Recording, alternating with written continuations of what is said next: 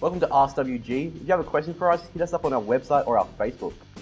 First question comes from Jesse. He asks, what are your opinions on Saints Row 4 being changed for the Australian public?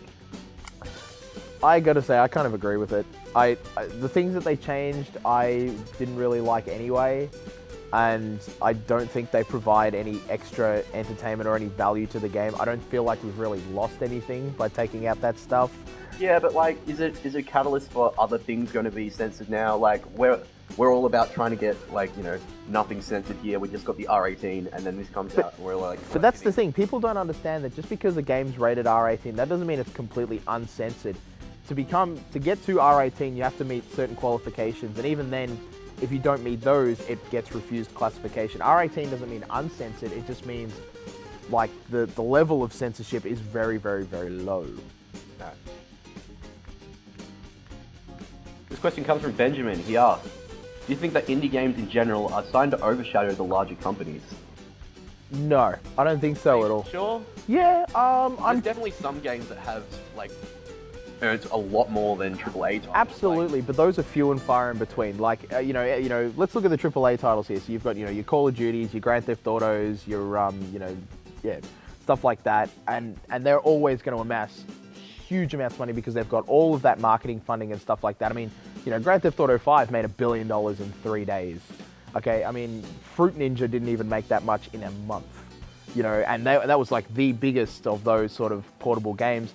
That being said, though, I do think indie games are starting to take off a lot more. I think they're starting to receive more funding from larger sort of government agencies and stuff around the world. And I do think we will eventually see games like that are of AAA quality. In fact, Star Citizen, which is a indie game, has already made $20 million just through crowdfunding. So, yeah, I think we could see it in the future, but at the moment, no.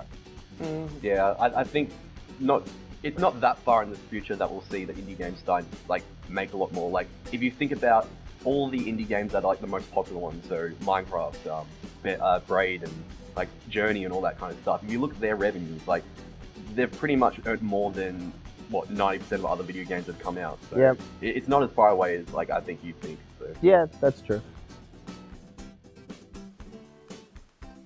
Now we have Lachlan, who asks, how do you think GTA 5 compares to the previous Grand Theft Auto games? Tough question. I think you could break it down, okay? So Franklin is a lot like San Andreas. Michael is a lot like maybe Vice City, I would say. Yeah, I would have said Michael's a lot more like sort of the like Grand Theft Auto 3, maybe even Liberty City Stories, the PSP title sort of a thing. Trevor kind of comes a bit like his own thing. Trevor comes a bit out of left field. Although, that being said, I think Trevor sort of represents some of the more chaotic sides of all the games combined, sort of a thing. So, like, especially in Grand Theft Auto 4, like, towards the end of that game when it just got really hectic and crazy, you did essentially turn into Trevor. So, yeah, I think Trevor sort of is the embodiment of all of Grand Theft Auto. I think if you're a fan of San Andreas and the couple of 3D ones that came Absolutely. before that, then you'll definitely love 5. Yep. Next up, we have Troy, who asks, is Final Fantasy Lightning Returns worth getting? I'm a massive Final Fantasy fan. So, you're not a very big Final Fantasy fan? Not of the 13 series. I really liked 10, Final Fantasy Tactics, and the Crisis Core game, which, like, nobody else has played. See, I really liked 13 and 13-2, so I did play about 20 minutes of it, and it's definitely worth it if you're into those the previous games in the 13 series.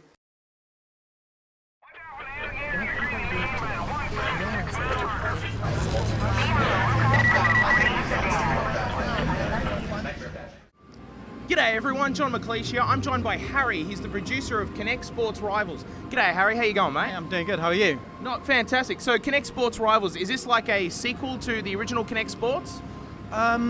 It's tricky. I don't know if I call it a sequel. I mean, I guess it is. It's the same brand, but we're really trying to do new things with Kinect Sports Rivals that really showcase what's possible with a new version of Kinect. So I guess it's kind of a sequel. I guess it's more of a spiritual successor, as in we want to recreate that sort of fun that everyone had with Kinect Sports, but sort of really amp it up and just showcase new things that are possible that we could never do before. Fantastic, fantastic. So obviously we've got a brand new Kinect here. It's the Xbox One. Does the new and improved Kinect, how does that affect sort of the features that you've been able to put into Kinect Sports Rivals? The new Kinect is a complete game changer. I mean, the fidelity of it is just incredible. I remember when we first got it in the office, and we didn't know what to expect, right? Because you get new hardware and you're like, okay, what's this going to be like? And we thought, how much better is this going to be? And when we first saw the quality of the depth feed that we could see, so we had these Lego objects, you know, like Lego toys, like really intricate objects. Yep. And we held them in front of it, and you could see this 3D point cloud of this Lego object, and you could see it down to the most minute details. It was just incredible. I remember when we first saw that, we were like, what are we going to be able to do with this? This is crazy. And yeah, 2 years on now, and here we are. Fantastic, fantastic. All right, so is this purely a Japanese release, or are we going to expect to see this in the West anytime soon? No, this is going to be released globally next year, so it's going to be Japan, UK, everywhere. So will this be a launch title with the Xbox One, or is this going to come later on? It comes later on, so it's what's called launch window, which is within the sort of hype of launch, but just a little bit later, so early next year. Okay, cool. Speaking of the Xbox One, now we are here at Tokyo Game Show 2013, and obviously Sony has had a huge presence here this year. How does Xbox compete against the PlayStation within the Japanese market?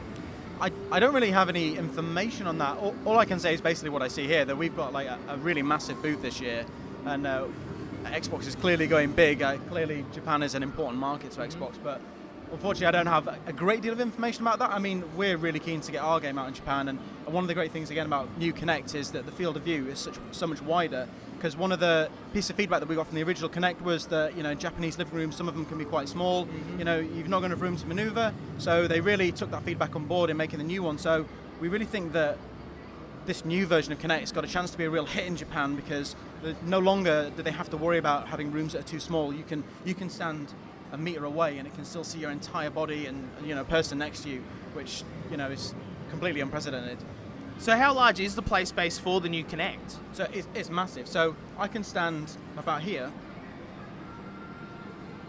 and I can play fine there, but I can also play all the way back to meters and meters away, and you can fit 6 people in at once. So assuming you have the room to fit 6 people in without hitting each other, you can scan 6 people at once. So yeah, it's a vast improvement. Will Kinect Sports Rivals allow for 6 players to play simultaneously? That's a good question. I don't think we do. I think we're going to support 4 players simultaneously. Not because we don't think 6 players is a good option, just because 4 works for all of our events. So, you know, 4 people next to each other works for every single event. Fantastic. All right, so just wrapping this up, Kinect Sports Rivals looks fantastic. Coming out early next year. Thank you very much. Thank you very much.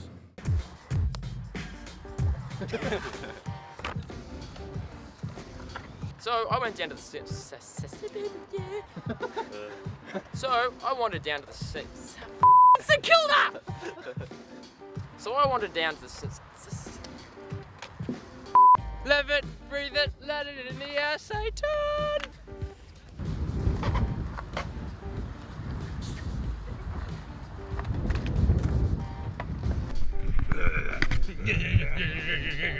About 6 years. 8 years, that's changing, isn't it? So, I'm skating around with our very own Ryan today. Hello. How you doing? Hey, how you going? It's pretty good.